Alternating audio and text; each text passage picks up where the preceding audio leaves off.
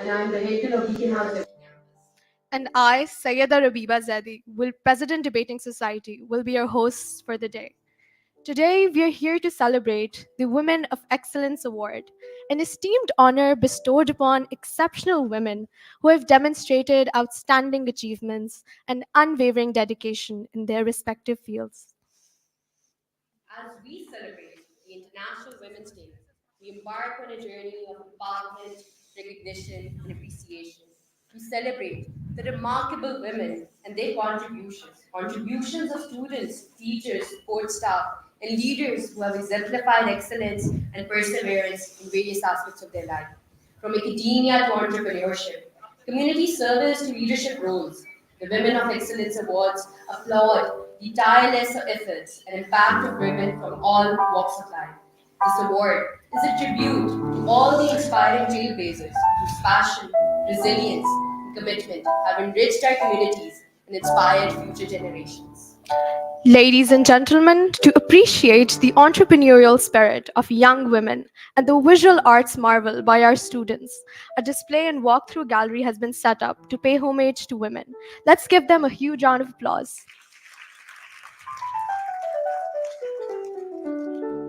Before commencing further, I would like to call Fatima Haq for the recitation of the Holy Quran.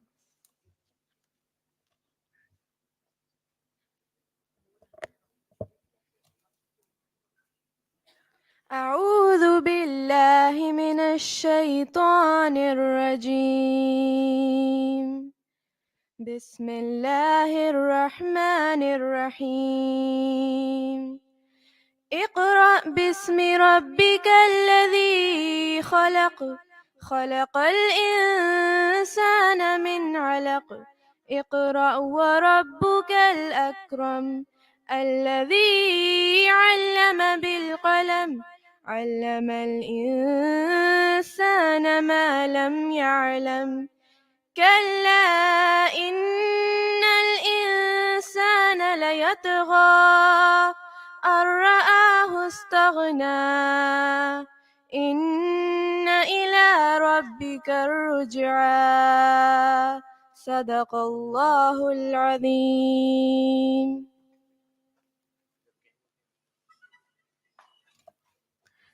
Jazakallah khair. I would now request everyone to rise in respect of our national anthem.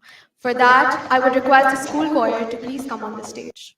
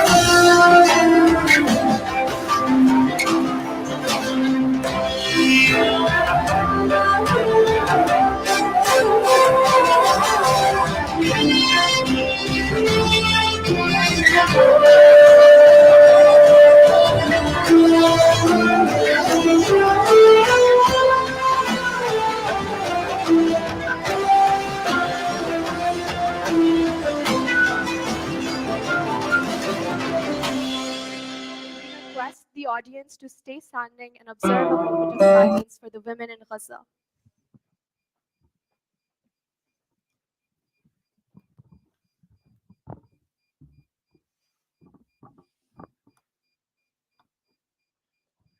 Thank you, everyone. You may sit down. As we commence this ceremony, let us ponder the monumental strides achieved in the relentless pursuit of gender parity, while wholeheartedly acknowledging the formidable task that lies before us. I would request Ms. Tehmina Naim, School Head Beaconhouse Liberty, to please come on the podium to enlighten the audience with her words.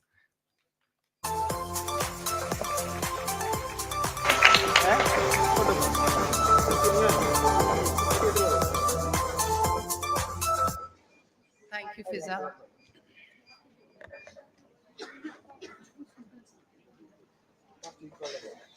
Dear esteemed guests, distinguished participants, colleagues, students, alumni, and one of our very special alumnus, Miss Fatima Hassan from batch of 2009. Assalamu alaikum and a very good morning to all of you. A warm welcome to each one of you on this joyous occasion of International Women's Day.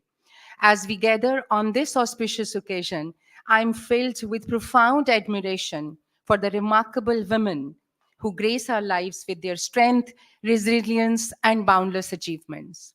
One such woman is the visionary founder of our institution, a true philanthropist and revolutionist in the field of education, whose unwavering dedication and leadership have been instrumental in shaping Beaconhouse school system into an example of academic excellence and inclusivity.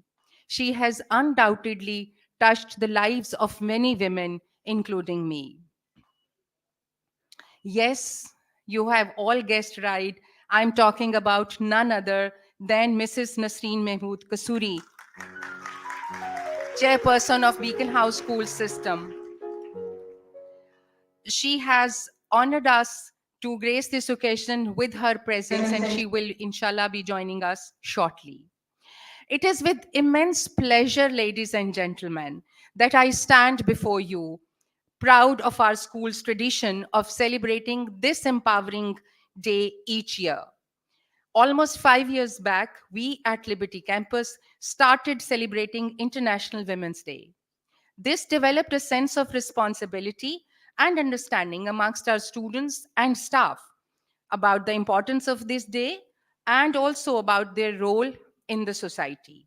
3 years back, we took a step further, and this time we wanted to pay tribute to women in various fields. The thought behind these awards stems from a deep seated belief in the power of diversity and inclusion. We believed that it was high time when we should shine a spotlight on the achievements of women and provide them with the recognition they truly deserve. Thus, the idea for the Women's Excellence took place its initial shape. Mothers, teachers, students, and other professional women became a part of these awards. Last year, we took another bold step, providing a platform to the small scale business women, encouraging them to give a glimpse of their efforts by putting their stalls in our own school. Not only did we include women from outside, but our own students enthusiastically participated and they set their business stalls.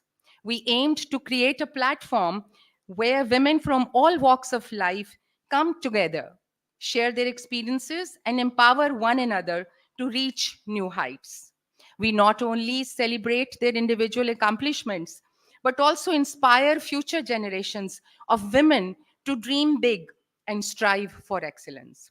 We are very thankful to our regional director, Mr. Majid Qureshi, for giving us the opportunity to host these awards at the regional director, at the regional level for the year 2024, and also giving me the honor of rendering this welcome note. Thank you very much, Majid Sahab. I'm also very thankful to Ms. Kamal, her team, the regional team, for their support and guidance throughout every step of organizing this event, which I hope will inshallah be a memorable one. And before I conclude, शायरी के बगैर मुझे लगता है कि शायद although it's a selection from an English poetry, Still I Rise by Maya Angelou, but I felt that it's so close to what all women feel and should feel. You may write me down in history with your bitter, twisted lies. You may tread me in the very dirt, but still like dust I'll rise.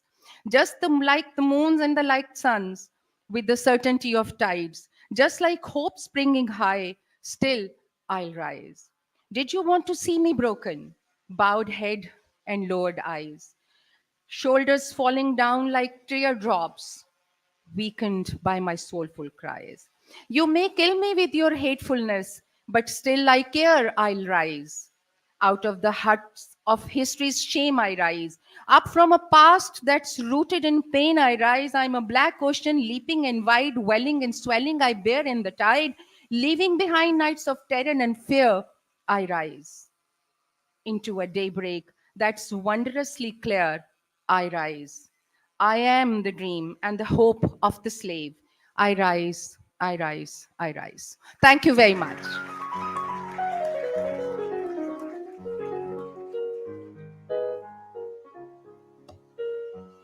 Thank you so much, Ms. Tahmina. One of the highlights of today's ceremony are the awards, specially curated to acknowledge women from within the Beaconhouse community, including parents, students, and staff. A special mention to our judges, Ms. Salma Qureshi, with 30 years at Beaconhouse, excelled from administration in charge to group head at Concordia Colleges, demonstrating unwavering dedication to educational leadership and institutional progress under Mrs. Missouri's mentorship. And Ms. Azra Mujib, a seasoned educator with 32 years at Beacon House, shaped its foundation, collaborating closely with Mrs. Missouri and Dr. Salman Mira. Her leadership established crucial branches fueling the institution's growth and success. We are also indebted to our internal judges, Ms. Dini Shafkat, school head Beacon House Financing Campus, and Ms. Sophia Hadid and Ms. Sana Fazal, Beacon House Head Office, were selected as most suitable for the nomination. Thank you so much. Defying all odds, our inspirational educator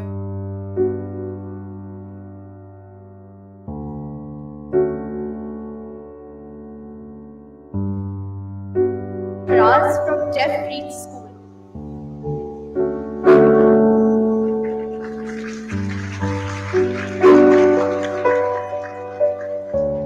We request Ms. Amina to come up on the stage.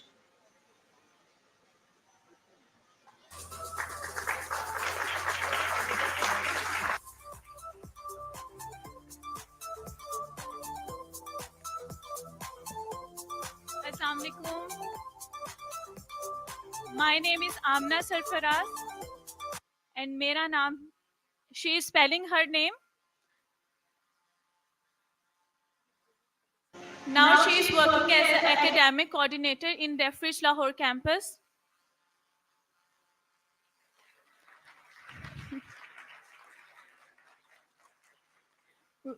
When she is small,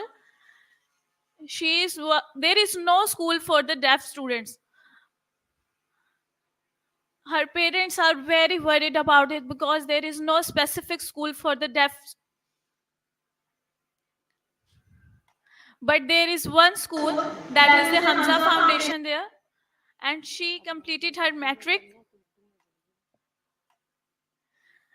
और उन्होंने अपनी जो early education थी वो Hamza foundation से हासिल की और वहाँ पर उन्होंने फुटबॉल में, स्पोर्ट्स में और बहुत सारी एक्टिविटीज़ में भी पार्टिसिपेट किया और उनको बहुत पंजाब बोर्ड में इनको फर्स्ट पोजीशन मिली इन मैट्रिकुलेशन लेवल.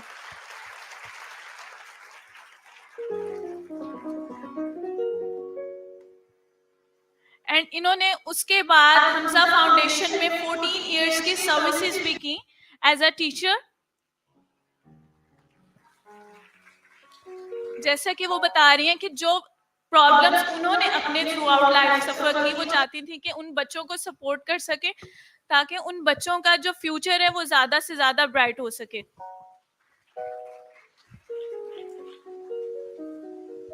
बस उन्होंने एफए किया और बीए किया, लेकिन अपनी साथ साथ जॉब को भी कंटिन्यू रखा. आईटी की स्किल्स, ग्राफिक डिजाइनिंग की स्किल्स और बहुत सारे वोकेशनल स्किल्स जो कि रिक्वायर्ड थी उन्होंने हासिल की अपनी जॉब को साथ कंटिन्यू करते हुए. और उसके बाद ये सखर चली गई and she is a vice principal of Sukkur डेफरिज कैंपस फॉर द 5 years। और इन्होंने बहुत सारे डेफ बच्चों को सपोर्ट किया, मॉरली भी और एजुकेशन के थ्रू। और अब ये लाहौर कैंपस में वर्क कर रही हैं as academic coordinator. They are 4 sisters, और उसमें से 3 सिस्टर्स जो हैं वो डेफ हैं, और उनका कोई ब्रदर नहीं है। और जो इनकी छोटी सिस्टर हैं वो स्क्वॉश प्लेयर हैं, और वो नेशनल लेवल पे भी खेलती हैं। She is also deaf. She is a national champion number 1। Her name is Alina. And she getting a lot of awards for that. So she is saying कि हम लोग को डेफ कम्युनिटी को कम कर नहीं समझना चाहिए, because they can do everything except him. Thank you so much.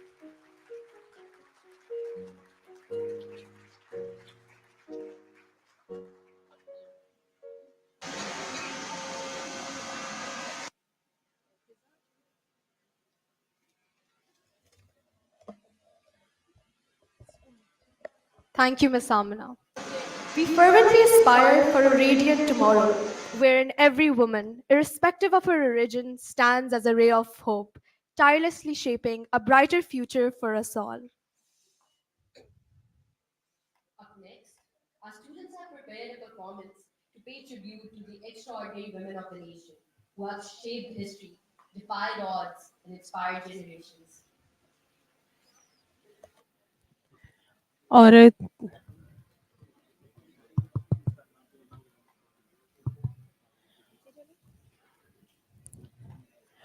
औरत अपने हर रूप में हुस्ने कायनात है। बेटी है तो साये रहमत, बहन है तो दुख सुख की साथी, बीवी है तो जिंदगी के सर्दोगर्म का हमदम, और माँ है तो सामिने जन्नत। आज हम औरत और वक्त के ताल्लुक को आपके सामने पेश कर रहे हैं। खुदाए वाहिद ने औरत जैसी नाजुक कली को फौलादी सिफात से नवाजा है।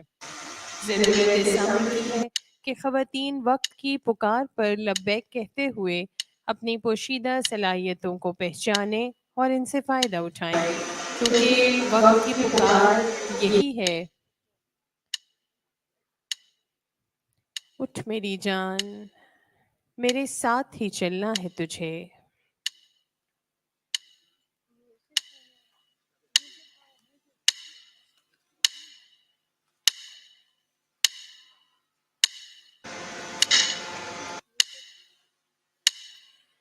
उठ मेरी जान, उठ मेरी जान, मेरे साथ ही चलना है तुझे। तू के बेजान खिलौनों से बहल जाती है, तपती सांसों की हरारत से पिघल जाती है। पाँव जिस राह में रखती है फिसल जाती है। बन के सीमा अब हर एक ज़र्फ में ढलना है तुझे। उठ मेरी जान, मेरे साथ ही चलना है तुझे। तेरे कदमों में है फिरदौसे तमद्दुन की बहार, तेरी नजरों पे है तहजीबो तरक्की का मदार, तेरी आगोश है गहवाराए नफसो किरदार। रुत बदल डाल अगर फूलना फलना है तुझे। उठ मेरी जान, मेरे साथ ही चलना है तुझे। कदर अब तक तेरी तारीख ने जानी ही नहीं, तुझ में शोले भी हैं बस अश्क फिशानी ही नहीं। तू हकीकत भी है दिलचस्प कहानी ही नहीं, तेरी हस्ती भी है एक चीज जवानी ही नहीं। अपनी तारीख का उन्वान बदलना है तुझे। उठ मेरी जान, मेरे साथ ही चलना है तुझे। ज़ोफ़े इशरत से निकल, वहमो नज़ाकत से निकल, तोड़ कर रस्म का बुत बंदे कदामत से निकल। नफ्स के खींचे हुए हल्क़े अज़मत से निकल। कैद बन जाए मोहब्बत तो मोहब्बत से निकल। बन के तूफान बिफरना है संभलना है तुझे। उठ मेरी जान, मेरे साथ चलना है तुझे। तू फलातूनो अरस्तू है, तू ज़ुहरा परवीन, तेरे कब्जे में है गर्दू, तेरी ठोकर है जमीन। हाँ उठा, जल्द उठा पाए मुकद्दर से जबी। वक्त रुकने का नहीं, वक्त रुकने का नहीं, वक्त तो रुकने का नहीं। मेरी हर रम समझ और निखरना है तुझे। मेरी हर रम समझ और निखरना है तुझे। उठ मेरी जान, उठ मेरी जान, मेरे साथ ही चलना है तुझे।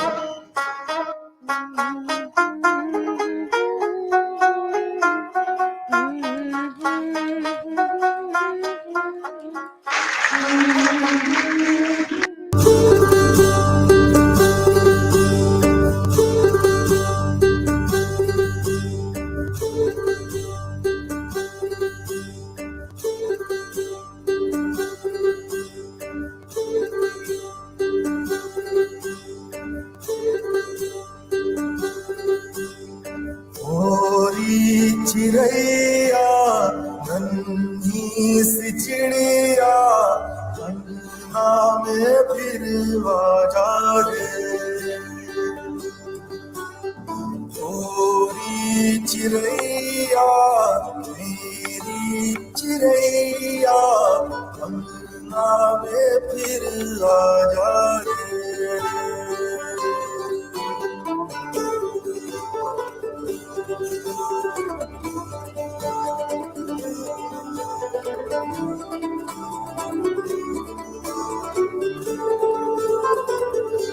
तेरे पंखों में सारे सितारे जड़ूं, तेरी चूनर थनक सतरंगी बुनूं।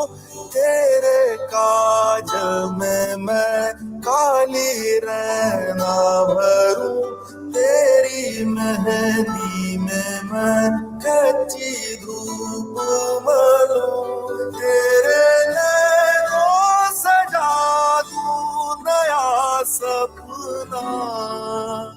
थोड़ी चिड़ैया मेरी चिड़ैया अंगना में फिर आजा रे।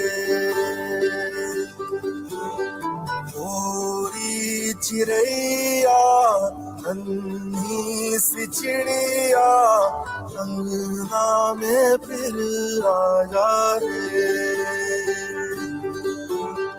थोड़ी चिड़ैया।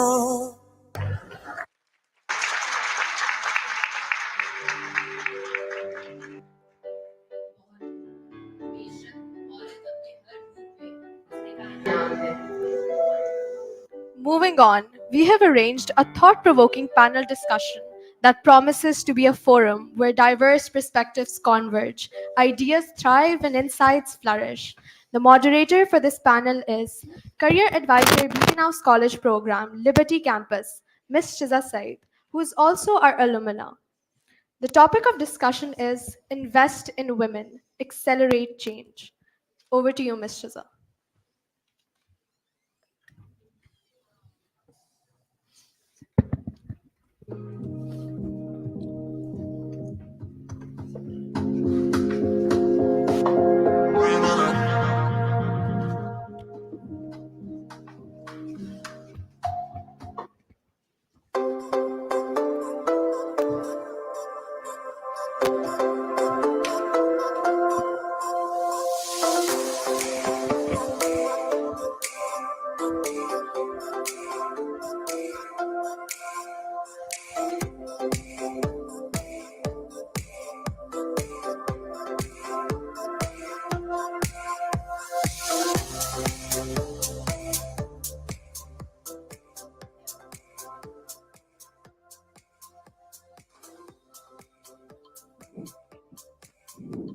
Am I audible?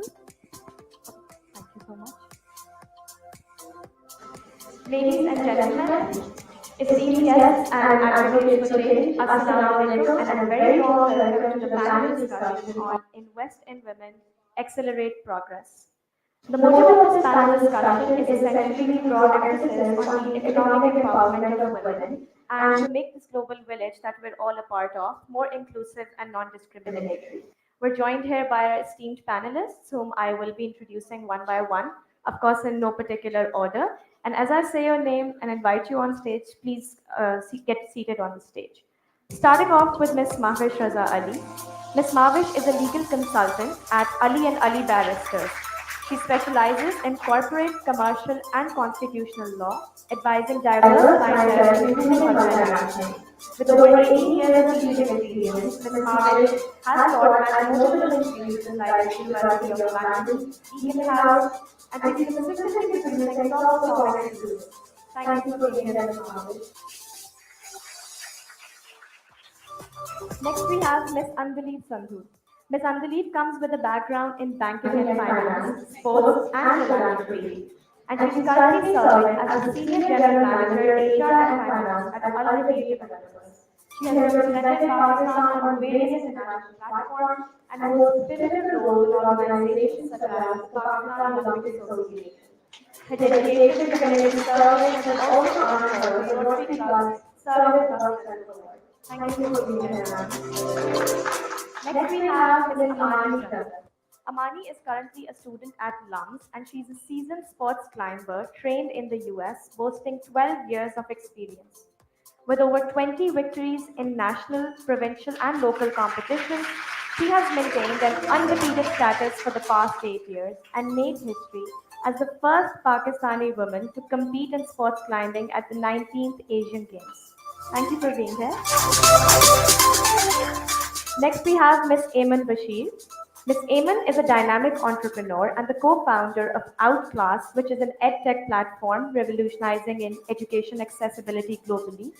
She has a diverse career where her roles have been spanning in prestigious organizations like Coca-Cola, Nestle Pakistan, the World Bank, and Royal. She brings a wealth of experience in project management, procurement, research analysis, and business development to the table. Thank you for being here, ma'am. And last and certainly not the least, we are joined by our very own Mr. Ali Ahmed Khan, the Chief Operating Officer at Beaconhouse. As a tech evangelist, Mr. Ali Ahmed Khan believes in the power of education technology to enhance student engagement, creativity, and collaboration. He has championed student agency projects, personalized in learning initiatives, incorporating artificial intelligence, and projects that empower students to take ownership of their learning journey. Presently, he is part of a team working with Google Education and other education technology companies to bring next-gen edtech technology solutions to Beacon House teachers and students across Pakistan. Thank you for being here, sir. Thank you, everyone, for agreeing to contribute to this discussion. We have a very diverse audience with us here today, from aspiring high school students to, of course, seasoned professionals. And today, with this dialogue, we aim to ignite action and pave a path to a more prosperous future for all. Thank you so much. I'm Fiza Said, the moderator for the discussion. And with that being said, we declare this panel open for discussion. So let's start our discussion with you, Ms. Mavish. When we look at the wider Pakistani society, we see that there are so many women that very fervently enter the field of law. But unfortunately, not a lot of these women make it to bars and courts for, of course, various reasons. Given your academically rich and diverse background, I'm sure there must have been challenges that you may have had to encounter in your journey. So please walk us through that and please do enlighten us how we can make this field and generally all sectors more inclusive for women. Assalamu alaikum, everyone. Thank you so much for having me here. I think I would like to start my answer by just quoting an experience that, rather a sentence or a sentiment that I used to hear every year from some parent or the other and multiple times, which was that हम तो नहीं चाहते कि ये बेटी हमारी law करे, लेकिन अब ये इतना इंसिस्ट कर रही है तो आप बताएं. No, as a teacher, that wasn't the most encouraging thing or the most uplifting thing to hear. But I think it was just extra motivation to change the narrative that is there regarding the legal profession.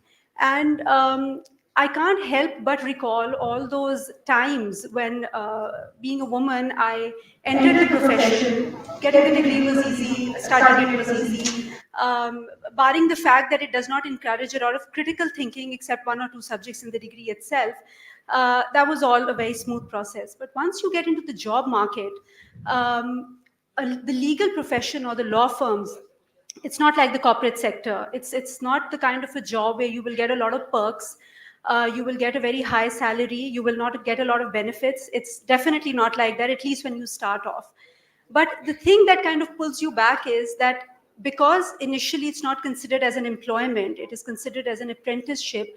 It depends whether the chamber that you intend to join, whether they are willing to invest in you as a woman or not. So whether they are willing to put in the time, the hours, also pay you the kind of money that you're expecting after doing an expensive degree, and to make whatever certain expenses need, whether they are willing to do that for you or not. So initially, when I joined this law firm, as much as I would like to give them a lot of credit for being extremely considerate for the newbies who were joining, because the degree doesn't teach you much. It's pretty much what you learn at the job. And I remember having this discussion with one of the partners. I think it was just a few days where I had joined, where he just generally asked me what my future plans were. How much time I'm willing to give to the firm, when am I planning to get married, if I do get married, whether I plan to stick around or not, and then what are my childbearing plans, and so on and so forth. Now, as a 23-year-old, where you're so clueless yourself, because after your A levels you suddenly jump into this degree, 3 years, and you're sitting in this law firm trying to get a job, trying to make something of yourself, you really don't know how to answer these questions. Then, because it is not paying you very well, because you need to make those expenses sort of being met, teaching is a very good option that you have for the degree itself. So with that, most of the institutions are not willing to give you that opportunity because you're not experienced. Now, somebody has to take that first step so that you actually end up getting that experience and end up being eligible for a teaching position at a certain college or a university. So these were the certain things that are there. But having said that, what I feel that everybody needs to do who wants to join this profession is to be open-minded. This is one of those very few professions where you can actually diversify and do a lot else besides just practicing law also, or doing it along with practicing law. Later on, when I practiced for a certain time period, I decided to join this NGO where I was working for where I was on the editorial board of the legal journal. And then henceforth, I also became a part of the legal literacy team, where we used to go to inner city Lahore and then, sort of conduct this legal literacy program with certain vocational centers for women and colleges there, where we would make them aware of their legal rights, essentially. So, a combination of that, along with teaching, and teaching itself is an extremely enriching experience because you're interacting with a younger age group. You can be inspirational in so many ways. So the main issue I think that you do face in all of these scenarios was the patriarchal culture which is there, where a woman is considered perhaps weak, vulnerable, and somebody who can be influenced against her will of being ambitious or being something that she really wants to do. So that was the main issue which was there. But otherwise, people, girls who want to do law, I would absolutely encourage them to do it. The change is happening. Women are out there going to courts, sort of being a part of the litigation process, teachers, working as activists, and all of that is there. So I would absolutely encourage them that, barring these certain hindrances that are there, put them behind you, and please go ahead and, choose this as a profession for yourselves. Thank you so much for such a thought-provoking answer. Building on to that, she spoke really well about the challenges that women face, and there are certain professions where the patriarchal hold is much, higher than in other professions. So I would like to ask my next question from you, Ms. Amani. Sports is a very male-oriented field or profession, especially when it comes to Pakistan's context. So how has your experience been like? In Pakistan, हमें खुशी तो बहुत होती है when we see a Pakistani sportswoman on television or when we see her win something, but we don't really get to see the journey that she has been through, from convincing your parents to actually setting out, in the field and winning something. So please walk us through that, and do tell us what advice do you have, because there are so many young students sitting over here. I know बहुत से बच्चे sports में जाना चाहते हैं, but there's always this hindrance from parents, especially being a career advisor. I always see that parents are like sports कर लेगी, please ask her to be focused on her studies. So kindly walk us through your journey and if you have any advice for these girls. Okay, so can you hear me? You have to move it a little closer to you. Hello? Yeah. So I started my journey when I was just 8 years old, and I started sports climbing as a recreational activity rather than a proper sport because I didn't know that it was a recognized sport at that time. So I tried it, and I quickly realized that it was my passion. So I started getting more into it, getting my knowledge from YouTube rather than because there's no really resources in Pakistan for learning about climbing. Um, and then I would climb everything that I saw because very few opportunities to climb in Pakistan. So I started growing in climbing and started winning competitions, and my parents saw that. They saw the passion in me and that I was good at something.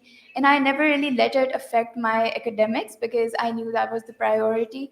But climbing was also something unique in Pakistan, and it was a new passion for me. So I wanted to see it grow in Pakistan because I learned to love the sport. And so I tried to get more girls into climbing to attract it. And I introduced it into my school. My sports teachers really supported me with this. And my parents have been my biggest supporters. So my advice to firstly parents is to let your kids um, find their potential in things and explore and discover their passions. And when your kid does discover their passion, to support them through everything. And there will be barriers, of course. We live in a society where there's gender discrimination. That's no hidden uh, truth. But we have to fight those barriers. Of course, when you come across a barrier, don't be afraid of it, rather than work to break it down. That's my advice. Thank you so much. Thank you so much. Okay, so speaking of barriers, no matter how progressive our institutions become, whether it's the educational institution, I've been a Beaconhouse student. I know how progressive this student is, and this organization is, and I'm not just saying it because all the heads are here, but it is a progressive institution. And building on to that, my next question would be from you, Ms. Sandali. Although we do have, Pakistan is becoming a progressive society, although it's very gradual and slow.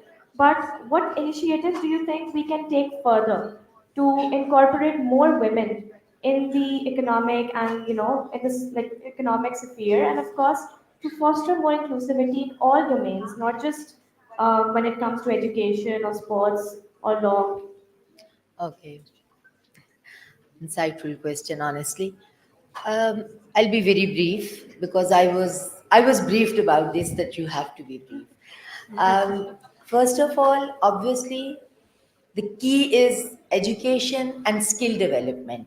If you really want to include so many women in the economic activity, then you have to focus not only the education, yes, access to quality education and vocational training. This is very important because when you give them that vocational training, you enable them to enter in the diverse sector of economic activities. So that is very important.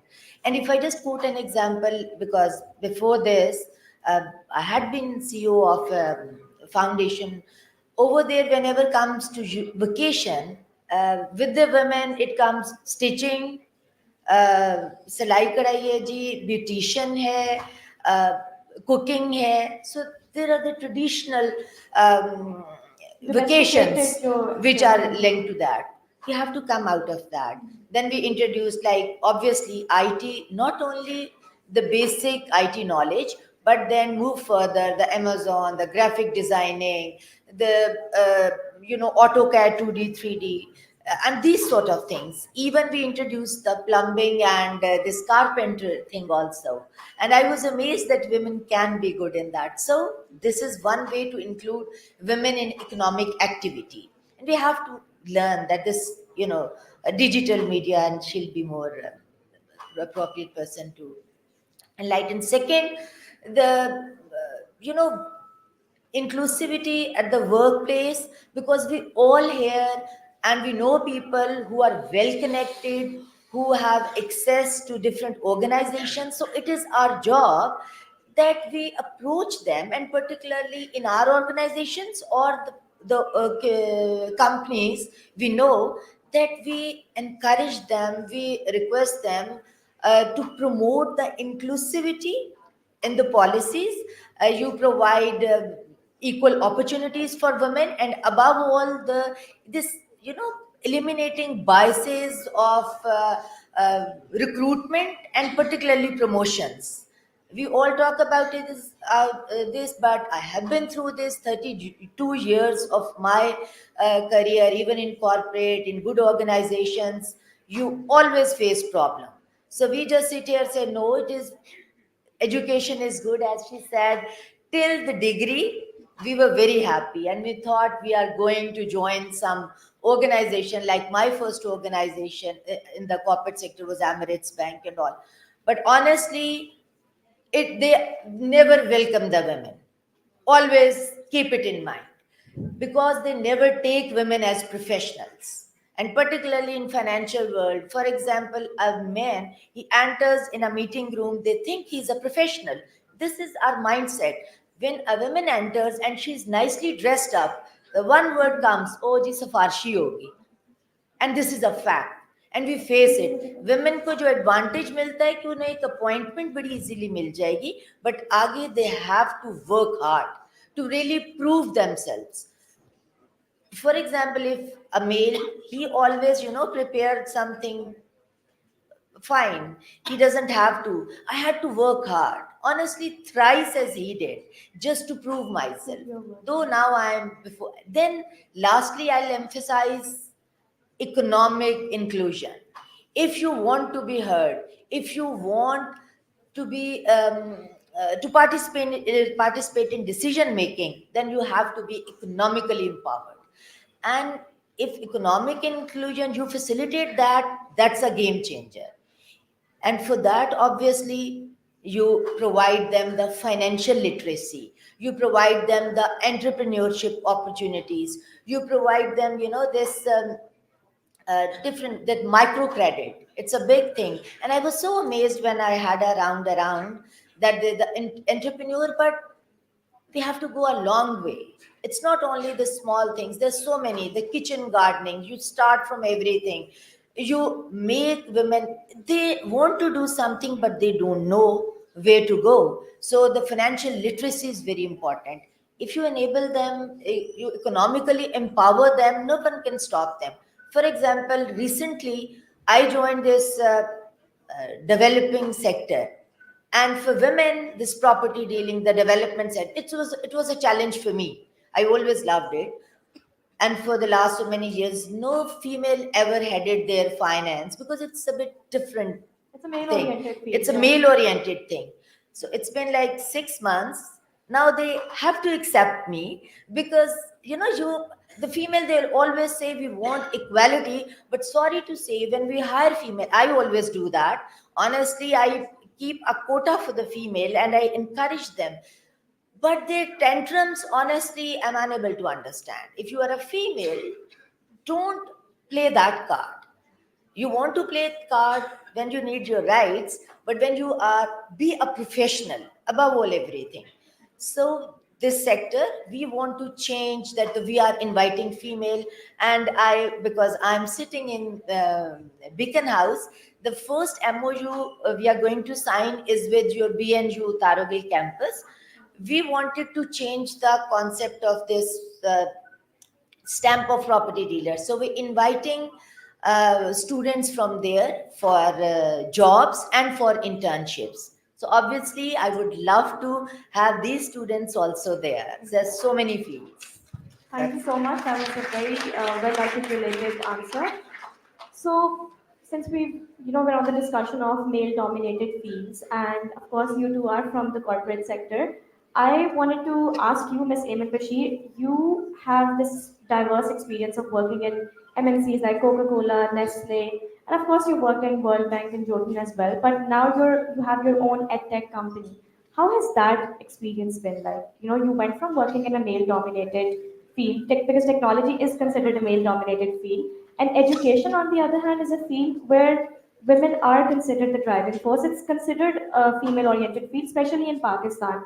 Just like Ms. Mavish, pointed out, कि जहाँ पे जिसका कोई career नहीं समझ आ रहा होता, parents are like कुछ नहीं करेगी तो teaching में तो चली जाएगी.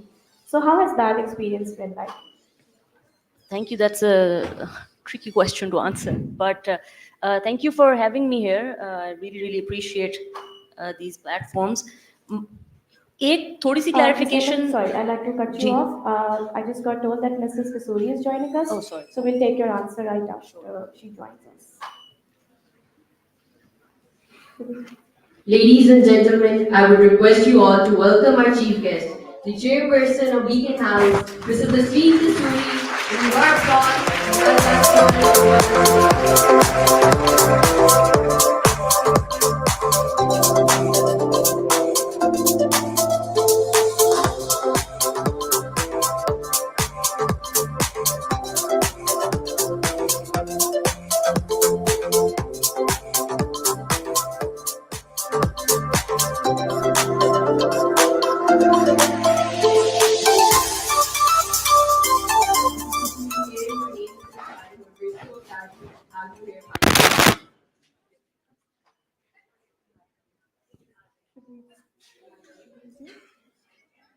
Should I resume? Okay. Thank you so much for joining us, ma'am. So, Ms. Eamon, please continue. Do you want to maybe repeat the questions? Yes, sure. I will repeat the question. Since we were on the discussion of male-dominated fields, and Ms. Eamon comes from a background in working in the tech sector and working in MNCs like Coca-Cola and Nestle, my question to her was, how has that experience been like for her? Since now she has her own ed tech company. So she's transitioned from the male-dominated field of tech to the relatively, less male-dominated field of education. So I just wanted to know what her experience has been like. Thank you for that question. I'd like to start by clarifying that this is also a very male-dominated sector, and I'm not particularly in the education sector as much as Khan Saab would be, or Beaconites, leadership would be, because I would consider myself more in the startup world of entrepreneurship. So I just want to clarify that. So yes, in the MNC world as well, I think I was one of the fortunate ones to not really experience the kind of stifling environment that women usually experience in companies, because they have their mandates and the optics are all in place. But yes, all the leadership positions in all the board seats would be men, all the decision makers would mostly be men.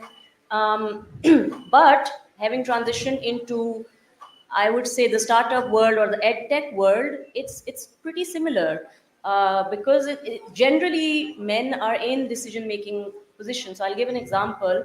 I have two male co-founders as well in my company, and 2 years ago we were starting to raise our funding. So we were pitching to investors and VC funds and everyone, and 9 out of 10 times the decision makers in the investors side would be men, and the startups who would be pitching would be men. So it was actually to my advantage that I had two male colleagues, because we would get more recognition that way, and eventually we ended up, I would be the one pitching, but it certainly helped that I had male co-founders. The key takeaway would be, for me, would be, and I'd love to share with everyone, is that you have to make your own place and you have to be unstoppable as a woman, because yes, we don't have a level advantage, we don't have a level field or an advantage in the status quo, but women have to become bolder and just do it. Just take that initiative, be unstoppable. Nobody is going to give you anything on a platter, nobody owes you anything. So you just have to be, जिसको आप उर्दू में कहते हैं ढीठ होना, you just have to be ढीठ and keep going, because yes, like Ms. Andaleep also said, you have to be professional, so professional that they don't have a choice but to hire you, but to promote you, and but to make you a leader. You can't, we are at that, I completely agree with her, we will have to work 3 times harder than men, but not for long. Eventually it's going to even out. I also want to encourage school systems to inculcate that spirit of entrepreneurship in the female students especially.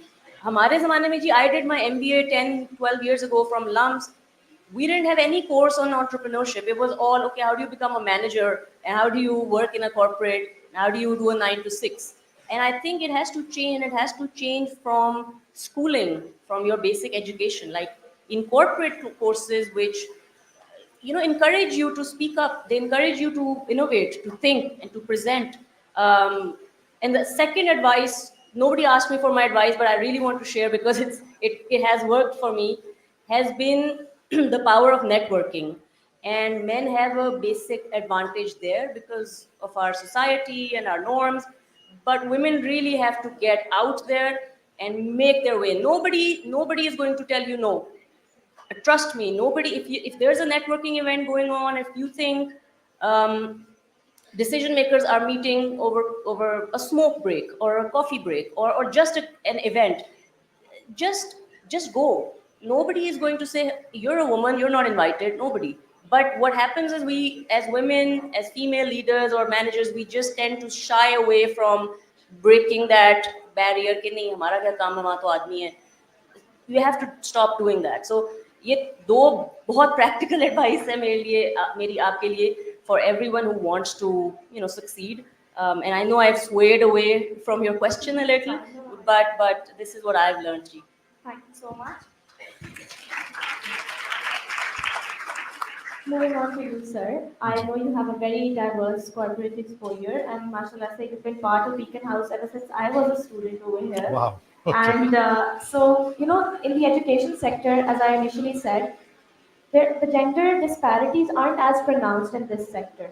But of course, there still are some gender disparities. How do you see the sector flourishing if we create more opportunities for women? How do you see that women can be considered an equal part in executive leadership? How do you think that is going to actually foster growth in this sector specifically, or in any sector, especially in any sector? So firstly, I'm really honored to be part of this esteemed panel with such accomplished people. And secondly, I'm proud of being part of an organization where this gender balance is reversed. So it's we don't have the usual problems which we see in the corporate sector. But if you were to compare this with the corporate sector, if anybody wants to get into banking, somebody's going to ask for a finance degree. And somebody wants to get into pharmaceuticals, they're going to ask for a pharmacy degree. And so a pre-training of sorts is required to get into those sectors. जिस तरह आपने शुरू में कहा कि कुछ नहीं करेगी तो टीचिंग तो कर लेगी, बट ये इतना आसान नहीं है. And I think इस प्रोफेशन की ये एक बड़ी ख़ास बात ये है कि it welcomes all. We at Beaconhouse, we hire for potential, and then we train them. And it's not just me who trains, not just, I had nothing to do with the training. But there's some really accomplished people in the schools and in our head office who make the effort to coach, train, mentor these new hires, and majority of them are women. And then they keep doing it every year. And that kind of camaraderie is something which you don't see in corporate sector. It's something you only see in the education sector. And I believe this is something which should be commended and should be appreciated in this sector. As far as आपने जो board की बात की या higher level की बात की, तो majority of the people in this organization have grown with the organization. And उसके अंदर, as in I joined as a regional director and I grew to be on the position I am at. But I look at a lot of my colleagues who came in, who 30 years ago were teachers. And they went up the ladder, they learned trades which were very new to them. So again, I feel this is a quality which we see in women more so, the ability to learn and relearn and then relearn again. So I feel that the problems in this sector are probably very small, and over time they will get even smaller. जिस तरह आपने कहा कि you have to work 3 times as hard. So I guess a few years ago it might have been 5 times, and उससे पहले शायद 10 times था. But आप लोगों के effort की वजह से it is going to be 3 times and then 2 times and then just the same as men. So everybody's making a difference here, and they're just also inspiring others to make that difference. And I feel that the education sector is at the forefront of that because of that teacher, which is changing mindsets of children, making them aware of a more equal and more inclusive world. That is very important. That's the biggest contribution we are making to this. Thank you. Thank you so much, sir. That was such an insightful answer. Okay, since we're quite short on time, my last question will be from all of you that we have so many students sitting over here with us. What advice would you have? A generic advice, since these are the girls which will be taking initiative for themselves and of course for the future generations to come. So one by one, if one like all of you could just give some advice to these students. We can start from you, sir. Me? Yeah. Acha. If you want to go Okay, no. first. So I have 3 daughters, and I'll give the same advice which I give them, is that we are all here to make a difference. Now, it could be a huge difference like Mrs. Kusuri has made to the education sector, or it can be a more modest or a smaller difference. But so go out and make that difference. Okay, you don't have to go out to it because online is now available. So go and make that difference. And your difference will inspire others, and it'll inspire others to make the difference. So no matter how small it is, or it is as huge as my panelists here, the difference will multiply as we inspire more people. So yeah, just go out and make that difference. Thank you so much. Ms. Amen. Great advice. My advice would be to, if you have an idea, if you're a student here and listening, and if you have an idea, oh, you know what, I'd like to do this, I'd like to be a change maker, or I'd like to innovate, build that idea, work on it, and then just do it. Just do it. Don't go after don't get rid of the herd mentality. कि अच्छा जो सब कर रहे हैं मैंने भी उसी उसमें. Go out there, do it. Don't be afraid to fail. You will fail. That's a must. And get out of your comfort zone, girls. You have to get out of your comfort zone. If you, मेरा एक rule है अपनी company में भी for all my team members, that if you come to work and you're feeling comfortable and you're enjoying life, you're doing something wrong. You have to be nervous. I'm very nervous sitting here, but I'm here because I have to practice what I preach. So just do that. You will fail. It's okay. Don't worry about it. Keep going. Find allies. That's my second advice. You can't do it alone. You can't go against the tide alone. It's just too big a tide, and we're too little right now, especially in Pakistan. Find allies. Find male allies who believe in you, who will support you, and together that synergy is always going to be greater. And so don't be afraid. Don't be anti-men or anything. They're your friends. Just find like-minded people who believe in you, who will support you, and then just do it. That's my advice. Thank you so much. That's such a valid and I feel like actionable advice. Finding male allies. We're often taught that if you want to succeed as a woman, it has to be you alone. But you can, your fathers, brothers, husbands, for some people, not for me. They can be supportive men in your life. Miss Amani. So my advice would be to not give up and not to get disheartened. And you will fail, as ma'am even said. But I think something that I've noticed in successful people is that they're not successful because they're immensely talented. It's because they have persisted and they have put in the hard work and they have worked every day. And so you will fail, but it's okay. And even if you don't become successful yourself, you should have that satisfaction that because you're going out there and you're achieving something or not, or you're making difference for the future generations. I know, okay, I won't win many medals internationally, but I know that I'm making the path of future female climbers Paving easier. the path for them, yes. Exactly. Definitely. Thank you so much. For somebody. Okay, I always say, I met this young girl in China, and and today I saw her and I felt so good because in China, because I myself is a sports person, have been national champion in karate, not a very normal game. My advice to all the girls, please follow your passion. ना अपने parents का पैसा जाया करें, ना अपना वक्त जाया करें. जो जिस चीज में बिलीव इन यू, आपको जो चीज है जिसमें आपका एप्टीट्यूड है, if you are not a finance person and you are pursuing in that career, Mark my words, maybe with hard work, yes, you will reach up to certain level, but not beyond that. So आप अपने dream को follow करें. I have two daughters. One, she did her law degree, and I was saying, I don't know why she said, oh, I want to do LLM. She went to England, did her LLM degree. Now she's not interested.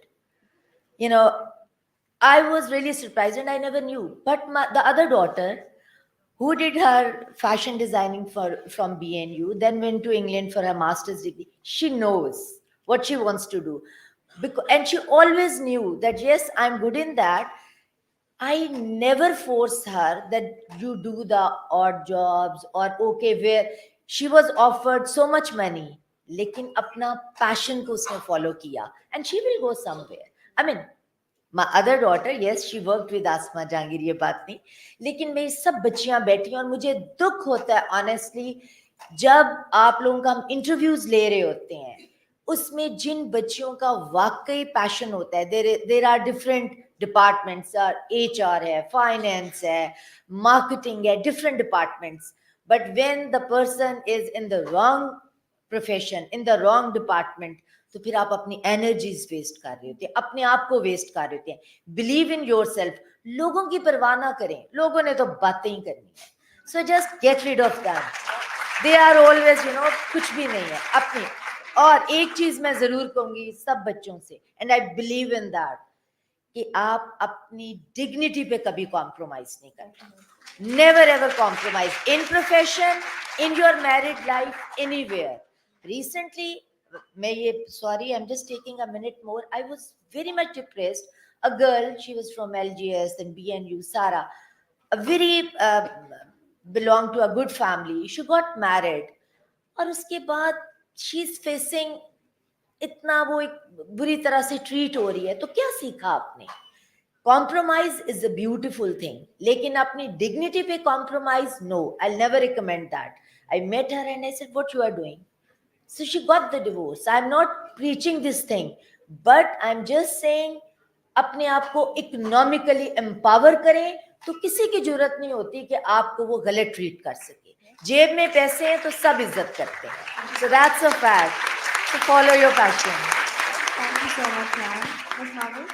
Ji, I would just like to take this point forward, jo my fellow panelists, what they've been discussing. But my advice, being a parent, would be more for the parents than the girls themselves. The girls are driven, mostly they are driven from my experience in the past 18 years. They want to do things. But I would really encourage parents to please not force their will upon the girls. Let them be happy. Let them do what they want to do. It's a very difficult world out there. It's a very difficult country to live in as a woman. But the change is happening, and the change is each and every one of us. But just like you need a village to raise a child, you need a village, you need the support system for the girls to break the glass ceiling. So please allow them to do it. Support them for whatever degree they want to do. Make them economically empowered. Let them, like she said, let them come out of a marriage if they are not happy.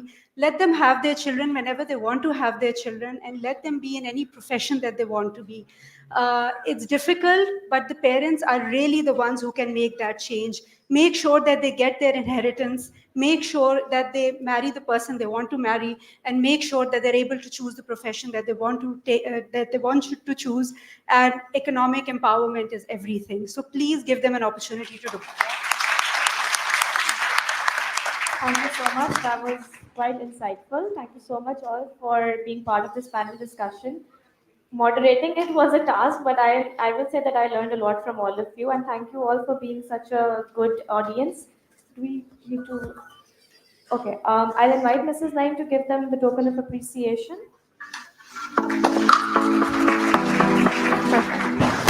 First up, we have Miss Mahvish Ali Raza.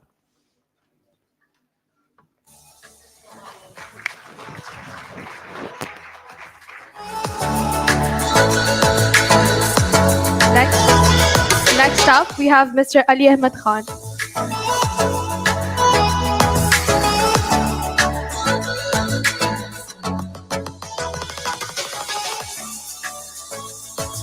Miss Ayman Bashir.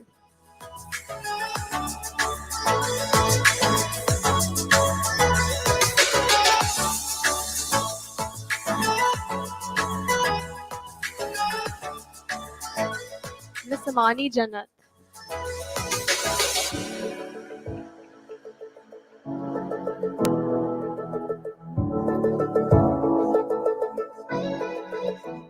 Last but not least, Miss Andaleep Sandhu.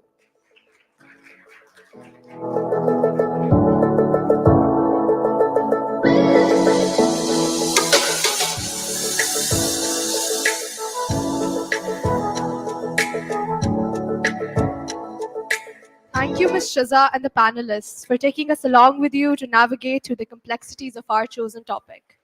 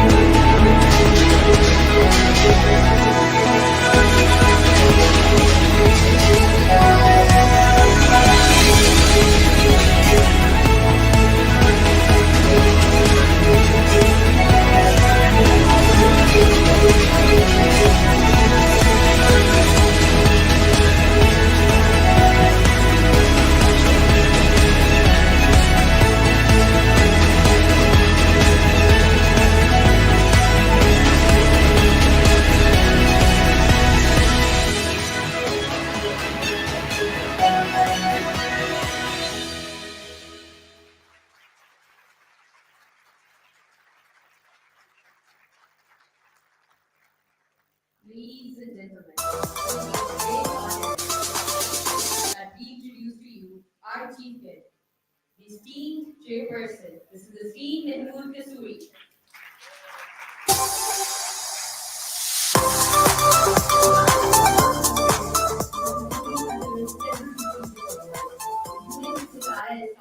From the government of Pakistan in 2006 and the Fatma Jinnah Awards 2014 for outstanding.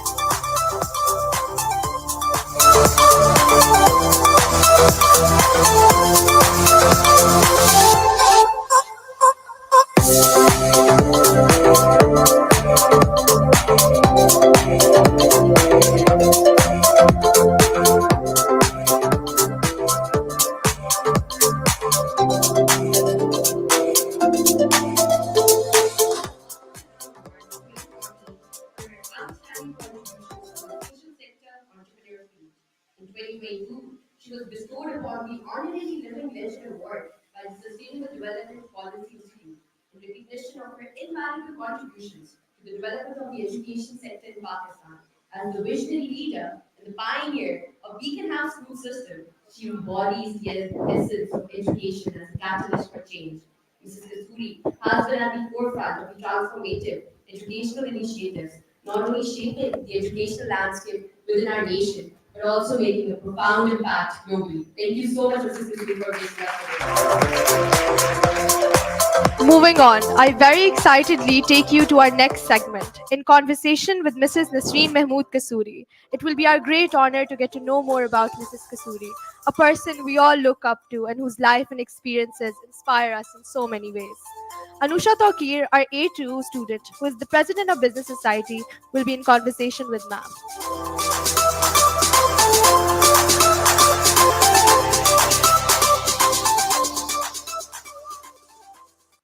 Am I audible?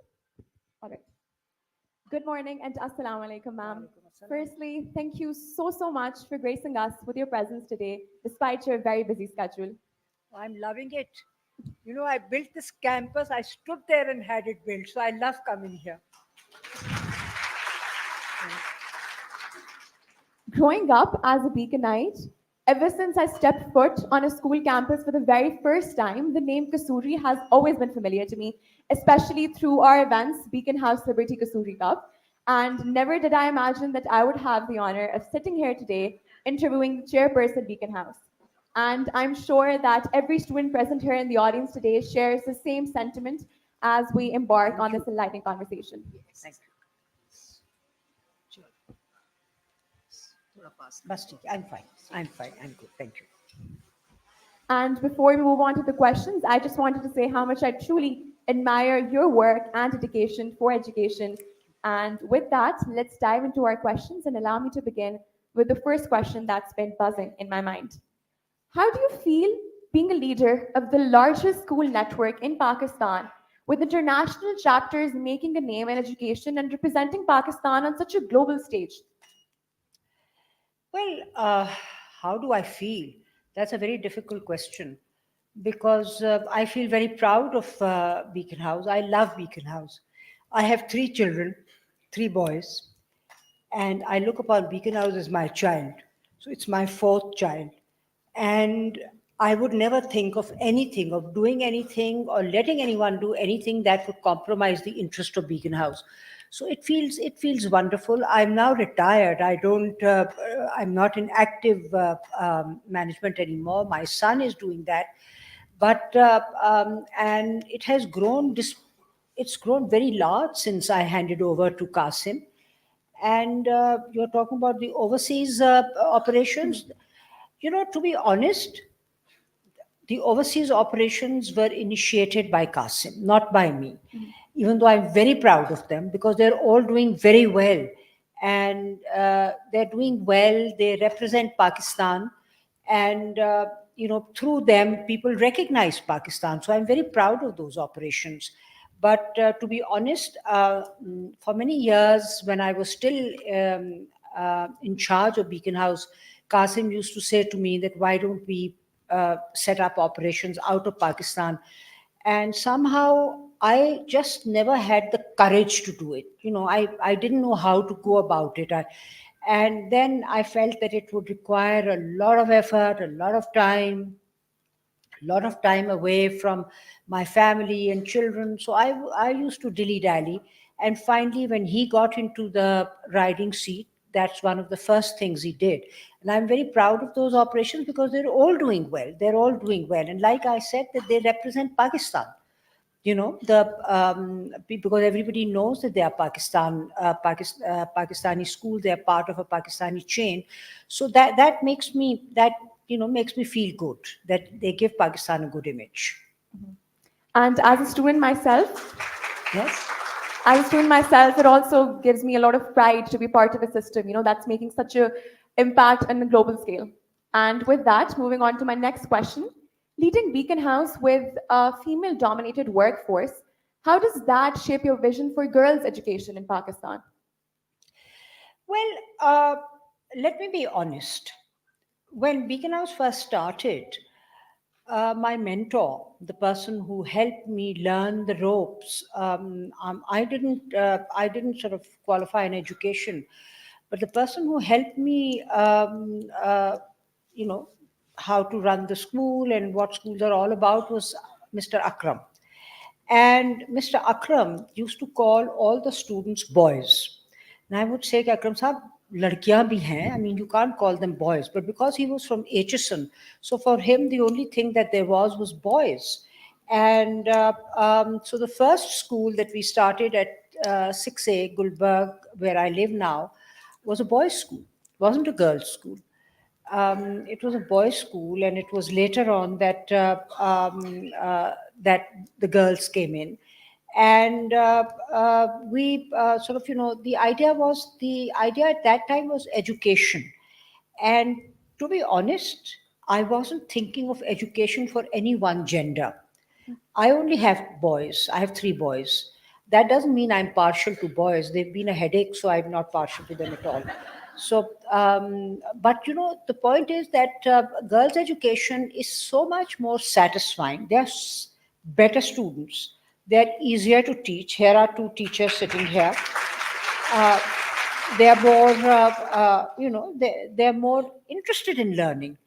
And if you're teaching a girls' class, it's so much more pleasure than a boys' class where you have chalk thrown at you all the time.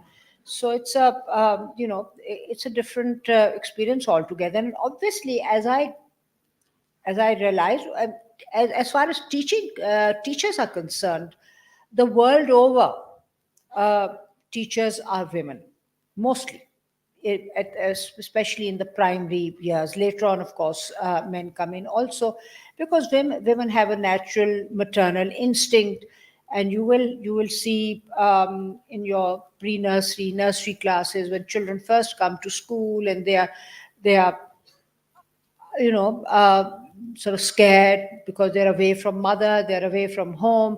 You'll see them sitting in the teacher's lap. If you had a male teacher, you wouldn't see them sitting in his lap. So so it's very natural for women to come into teaching, and children to sort of gravitate towards them because they are the mother figure. And girls, this the professions that girls used to think of in when I was young was basically either teaching or nursing, or the ones who were a little more, let's say, adventurous, they would go in for medicine. So they had limited themselves to two or three careers. But over the years, as girls have developed confidence, now they think of every career. And every career is open to them and should be open to them, and they should not limit themselves to two or three women dominated careers. They should move out, and they should look at every career. They should be engineers, and they should be accountants and IT people, and whatever they the world, the whole world is there. It's only the limitations are here in the mind, so they have to remove those. Thank you so much for that answer, ma'am. It's clear that you're paving a way for a brighter future for young women in Pakistan. And moving on to that, I have a question that I would personally love to know. It's that how have you been maintaining your personal well being while managing all these demanding roles in your career, not just as a working woman, but as a wife and as a mother? I would love to know that. Well, that's an easy question and a difficult question. But the point is that women do wear many hats, and women have the capacity to wear many hats. They have, they can. It's somehow inborn in them. They can be wives and mothers and professional women, and manage to juggle all those three fairly effectively. Uh, I It's not easy, but it's not difficult either. And I consider myself lucky.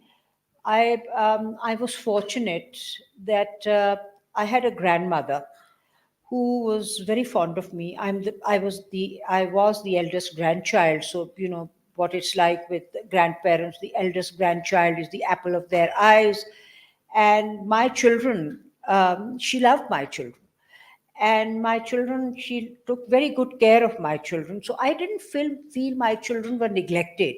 Now, that's an unfair advantage I had. I don't know if everybody has that unfair advantage, but I did have that unfair advantage that my grandmother used to be very caring of my children. As far as my husband is concerned, as far as my role as a wife is concerned, my husband, as you probably all know, is a politician. And politicians have the strangest hours. You know, people come to see them at night, during the day, on holiday. There's no such thing as a Saturday, Sunday for a politician. So there's constant stream of people coming in and out.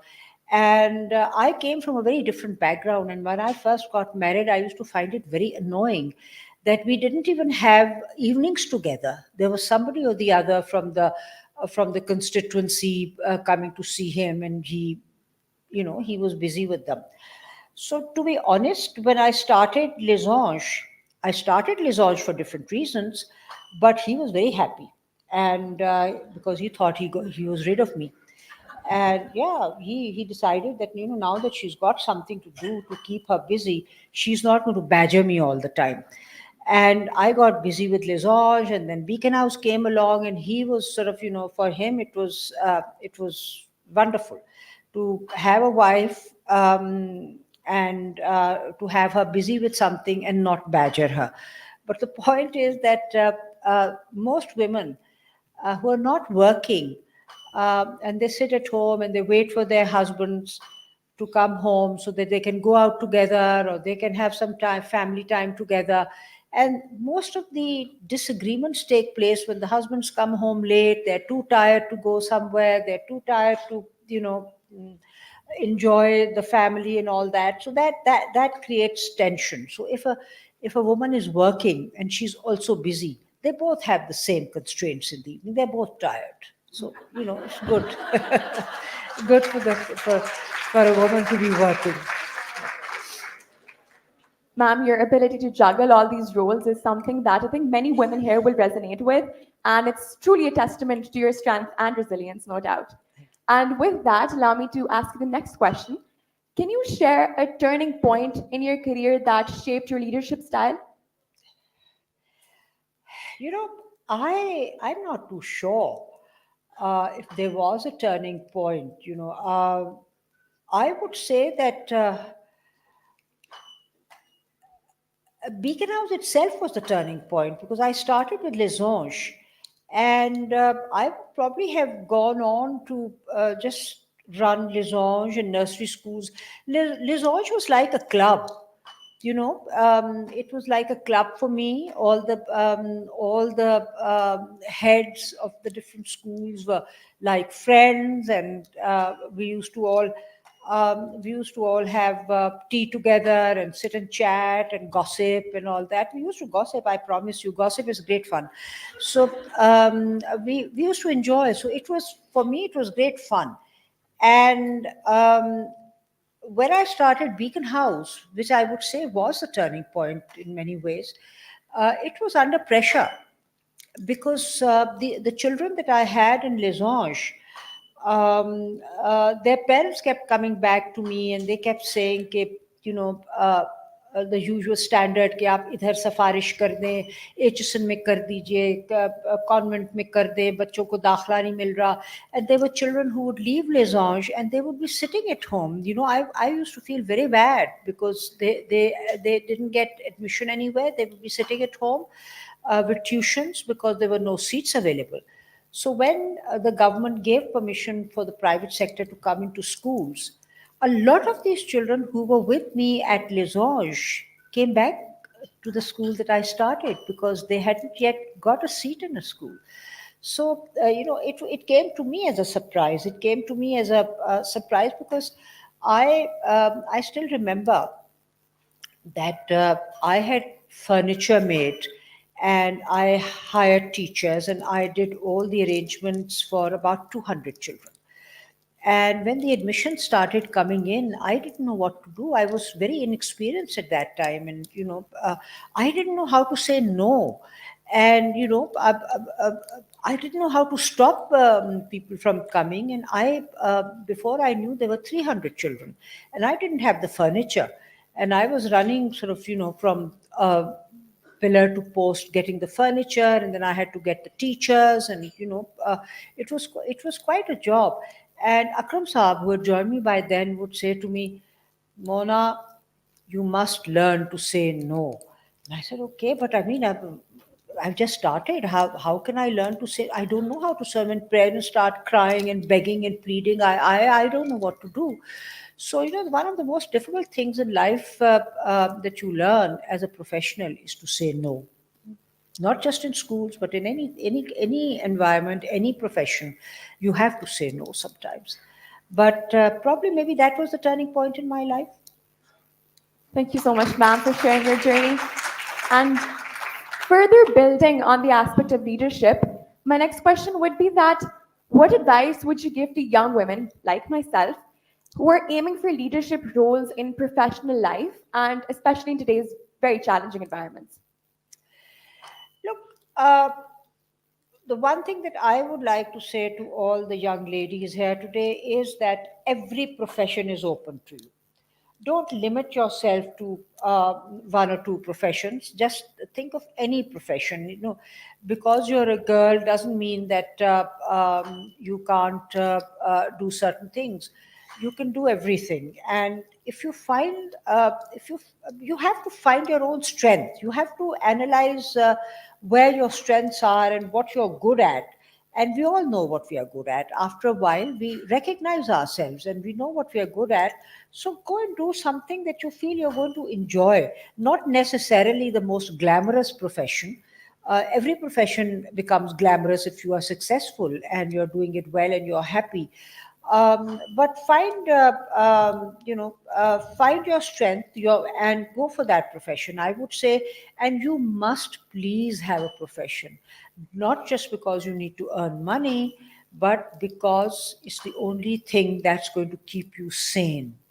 I mean, sanity, as you grow older, over a period of time, your children grow older, they have their own lives, they get married, they go away.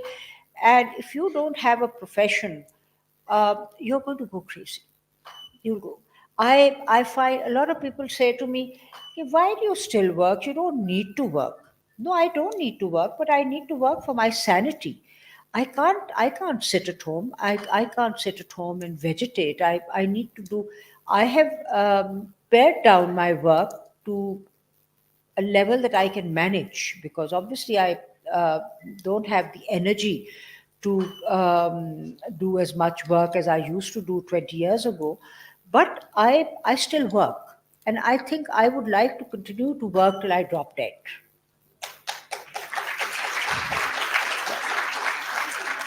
Thank you so much for that advice, ma'am.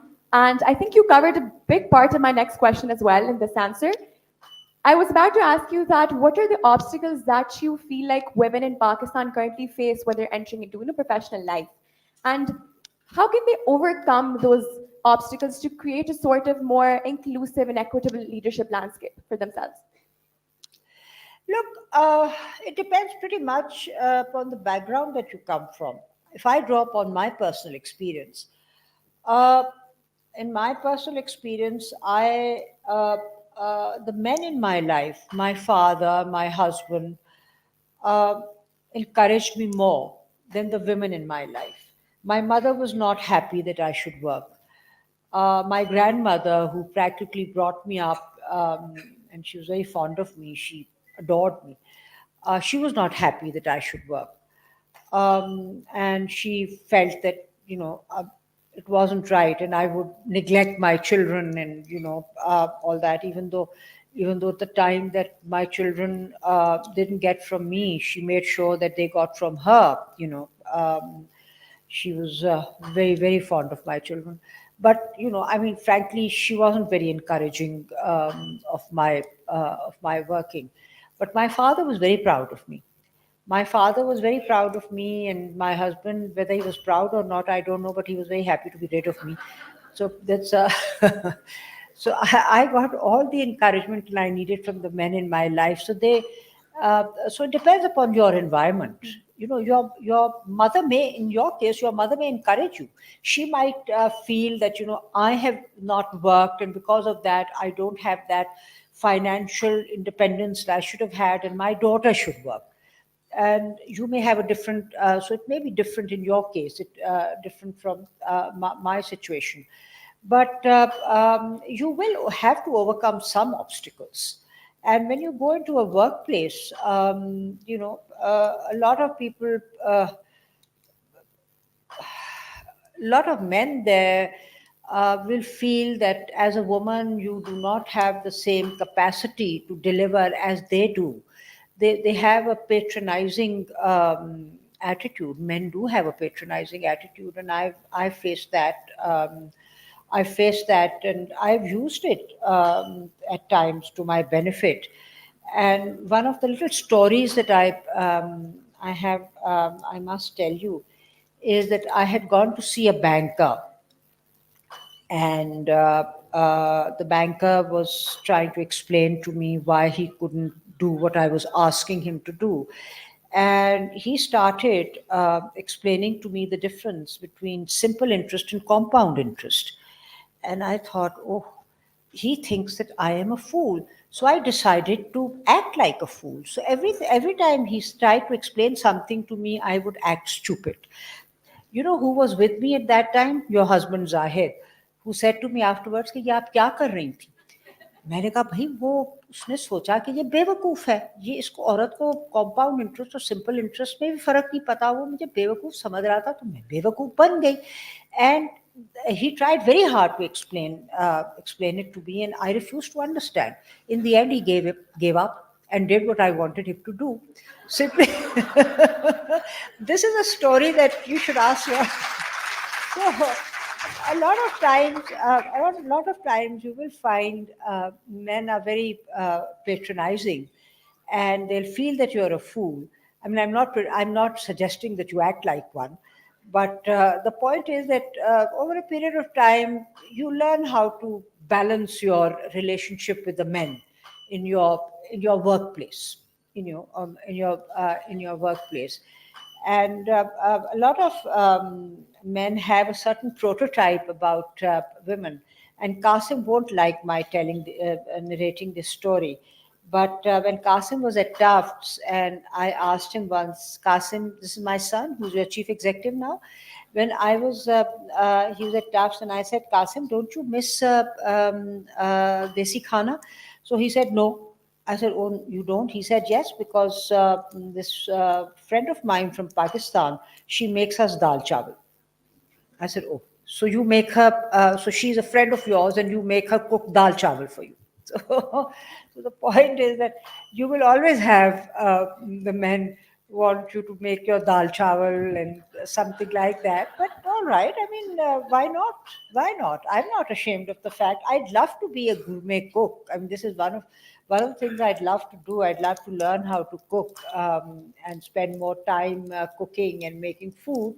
But the point is that yes, you will have a certain prototype expectations of you.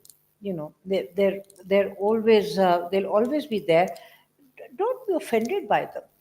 Why? We are women. We're mothers. We're wives, and the fact that I enjoy children. I love children. And I love my grandchildren.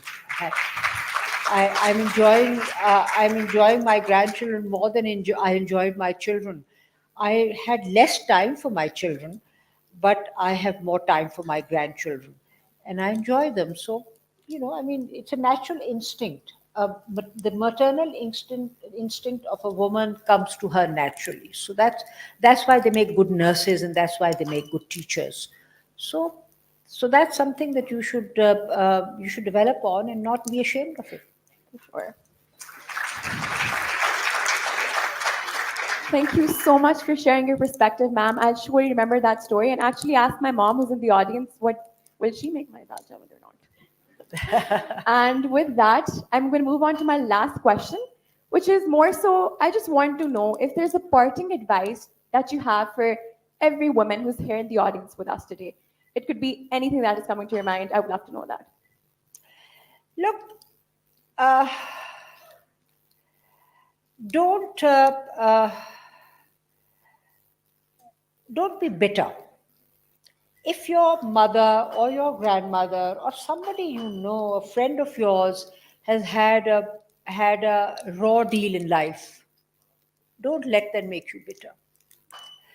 That's the worst thing that can happen. I see a lot of young girls uh, who are very aggressive and who are always on the war path because they feel, I will not let this world do to me what they did to my mother.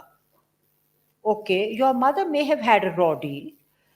A lot of women in a certain generation did have a raw deal for a variety of reasons, not necessarily with their husbands. It could have been a joint family environment or whatever. But don't let that make you bitter. And because bitter people, I feel bitter people don't succeed. They cut their own chances of success. They sort of, their reactions to people are aggressive. And so, you react to people, whether they are women or they are men or whoever they are, in a friendly manner, and not that, okay, I mean, I'm going to show you. So that's something I would say, that I've seen a lot of women who are women of uh, younger women, not my generation. I was one of the few who worked, but who are very aggressive simply because they feel that they are not going to let this world do to them what it did to their mother or sister or somebody in their life who they feel had a raw deal. So my advice is, please don't be bitter, don't be aggressive, be yourself, be polite, and do it well, and do it with a good grace. Thank you so much, ma'am. Thank you so much, ma'am, for sharing that advice. I'll surely remember this conversation for years to come. And it was an absolute pleasure sitting here and interviewing you. Thank you so much once again. Thank you very much. Thank you. I get up now? I made this opportunity to seek your approval to name the awards after you, naming the as previous to the awards. Do we have your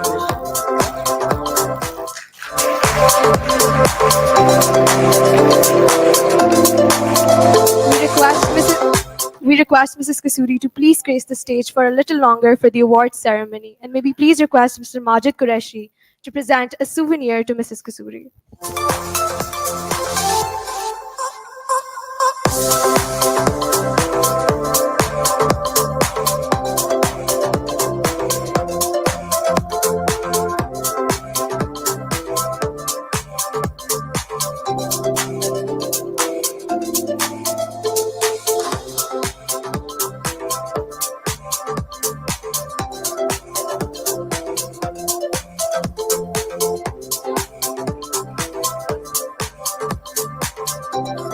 As we gather to celebrate the first of regional level Women of Excellence Awards being held under the able guidance of Ms. Kawal Babar Malik, Deputy General Manager, Education Operations, and her team to guide and facilitate in making it happen.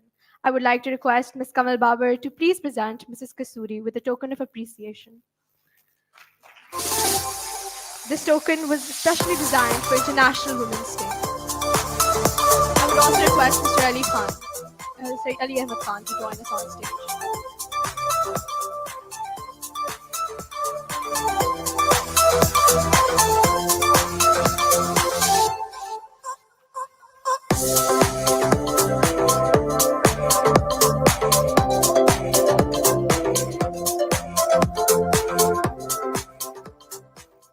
Thank you, Ms. Kawal. Moving on, honoring the remarkable women. Now, the moment that we've been waiting for, the segment where we recognize the forefront leaders from within our community who have gone the extra mile. We would request Ms. Salma Qureshi and Ms. Azra Mujib to join Mrs. Kasuri on the stage.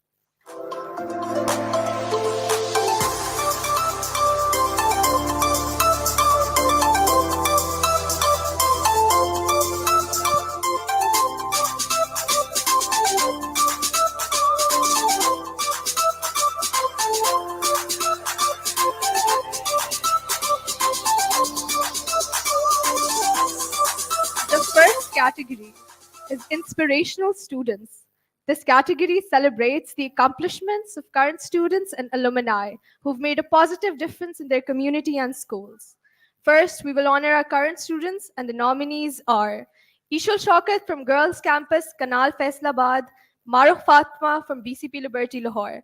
We now request Mrs. Kasuri to please do the honors and announce the winner. Sorry. You want me to read out her name? Student, category name student, and the winner is Ishal Shokat. Ishal Shokat.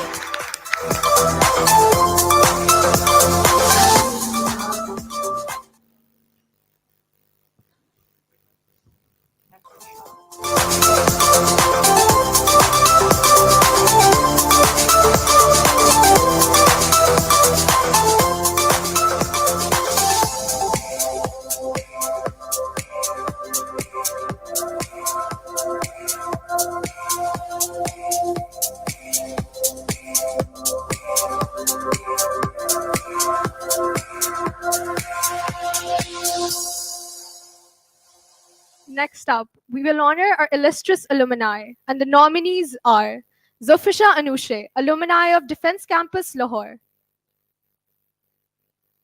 Perfect.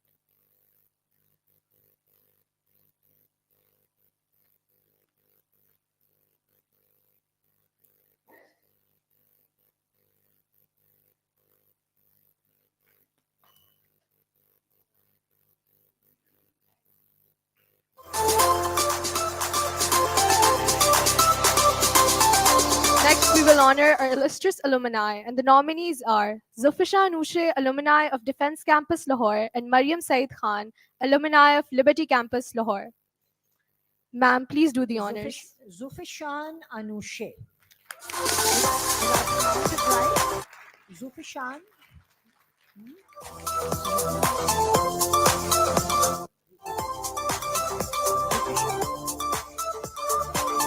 Difficult name. What do they call you for brief? What is your nickname? Anush. Okay. All right. There you are. Well done. Which class are you teaching? You were here. Okay. Beaconhouse Defense Campus. Ah, And okay. I'm here because I made the largest animal shelters in Pakistan. All right. For the So you're not a student of not this Liberty Camp. campus. Okay. I was in the PhD. All right. And when did you pass out from there? Many years. 10 years. You look like you passed out yesterday, but anyway. Okay. Thank you so much. Uh,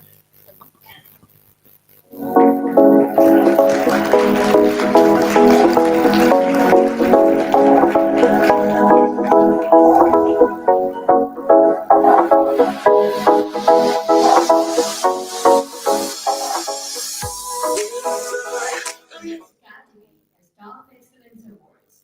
This category acknowledges the positive contribution of female staff members of Beaconhouse. In this category, we will first award the teachers, and the nominees are Saima Nazir from BCP Johor Town and Rakshanda Arjuman from Bahia Town Campus, Lahore. Ma'am, please do the honors and announce the winner. the winner's name is Rakshanda Arjuman.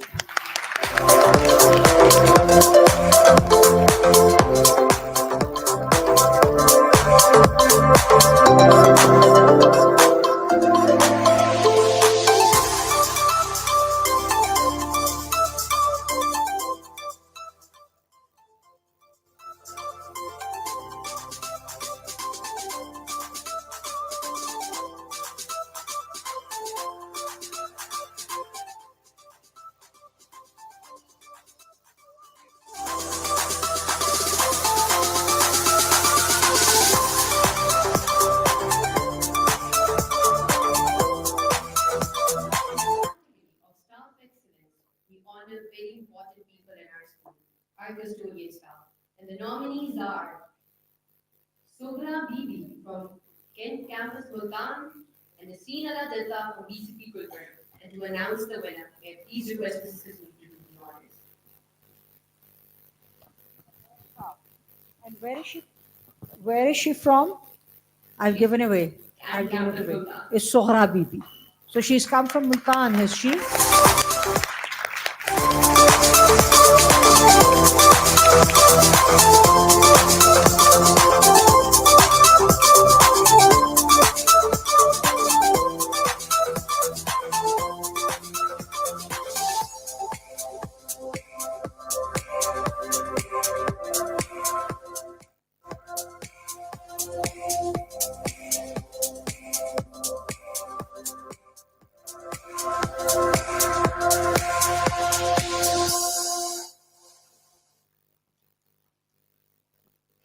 Moving on in the category, we will award people in leadership roles in the category of staff excellence. And the nominees are Ms. Saima Farooq from Junior Campus Hafizabad and Ms. Tehmeena Lodi from Walton Campus Lahore.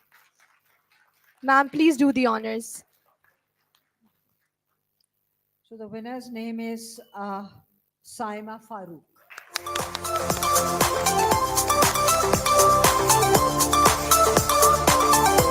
Congratulations, ma'am.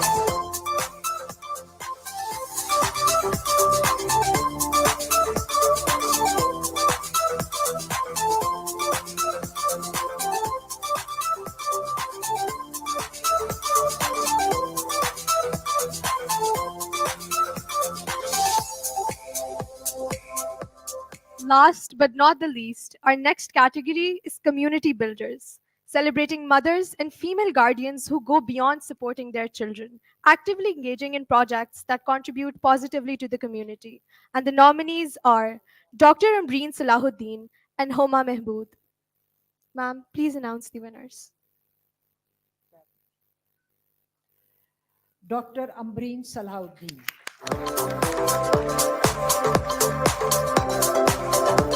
Congratulations.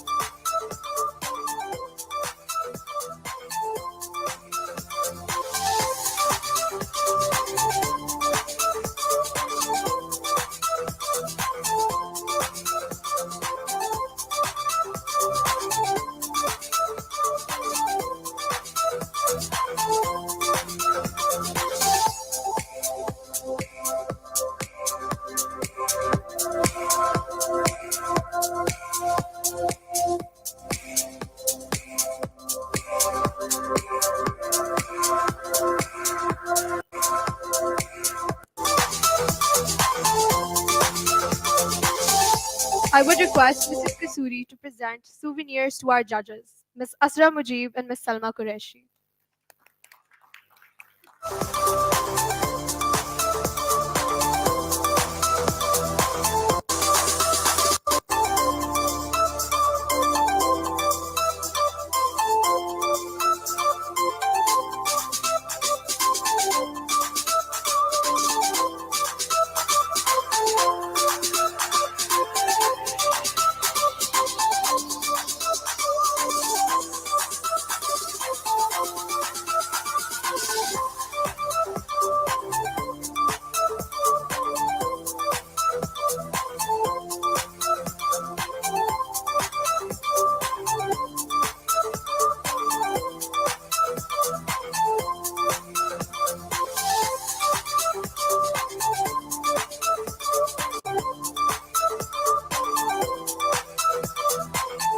Thank you so much, Mrs. Kasuri, Ms. Azra Mujib, and Ms. Salma Qureshi.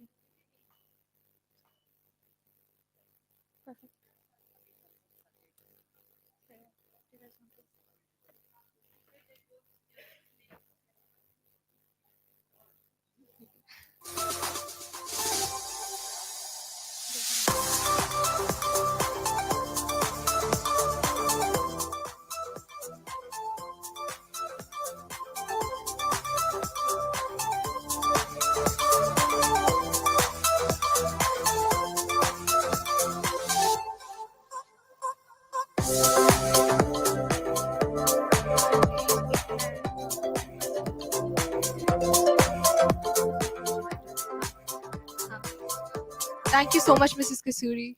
You can take your seat.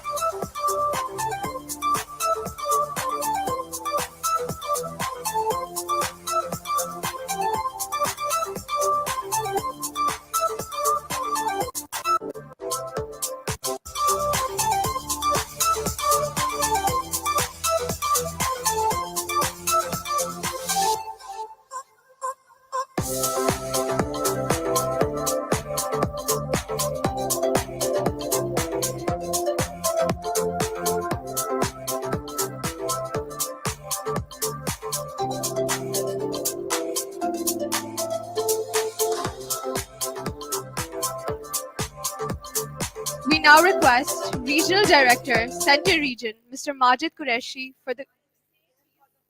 Uh,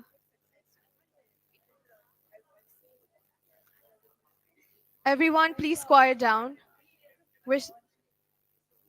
We now request the Regional Director, Center Region, Mr. Majid Qureshi for the closing remarks.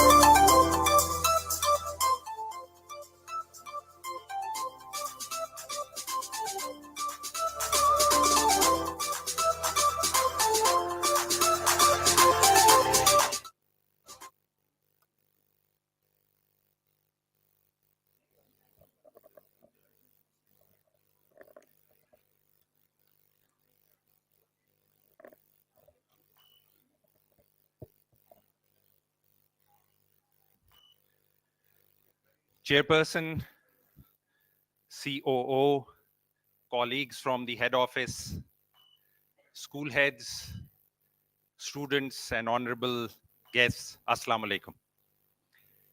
As we come to the end of the empowering gathering, I would like to extend a heartfelt thank you to the esteemed guest, Mrs. Kasuri, whose visionary leadership and dedication has paved the way for countless women to realize their full potential. Personally, for me, I've always admired the way, ma'am, you've worn all the hats perfectly. Being an inspirational leader, educationist, businesswoman, mother, and a wife. As a proud son of a progressive mother and father of a young daughter, I am absolute in my conviction that when women are empowered, entire societies prosper. I would like to thank all our speakers, panelists, participants for sharing their stories, insights, and expertise. Here I would like to commend Ms. Tamina and the entire BRL team for being the torch bearers. They have always proudly hosted and celebrated Women's Day, and they were the ones who pitched this idea of making it into a national event.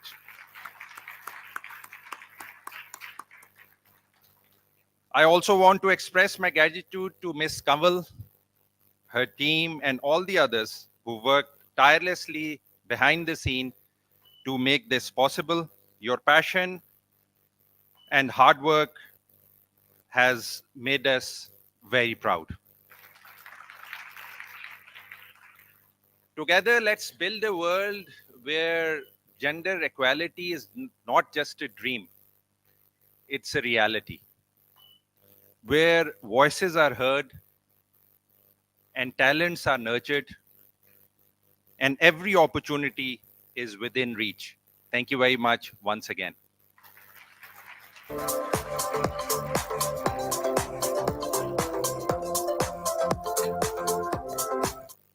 Thank you so much, sir. As we draw this Women's Day ceremony to a close, let us carry forth the spirit of empowerment, unity, and celebration that has filled this space today. May the stories we have heard, the connections we have made, and the inspiration we have felt continue to resonate within ourselves long after the curtains have fallen. Let us not only commemorate this day, but commit ourselves to the ongoing pursuit of gender equality, justice, and opportunity for all. At last, a heartfelt gratitude to our chief guest, our principal, our guests, the parent body, and the students who have all gathered today to play their small part in commemorating the achievements of the most crucial part of society, women. Thank you so much.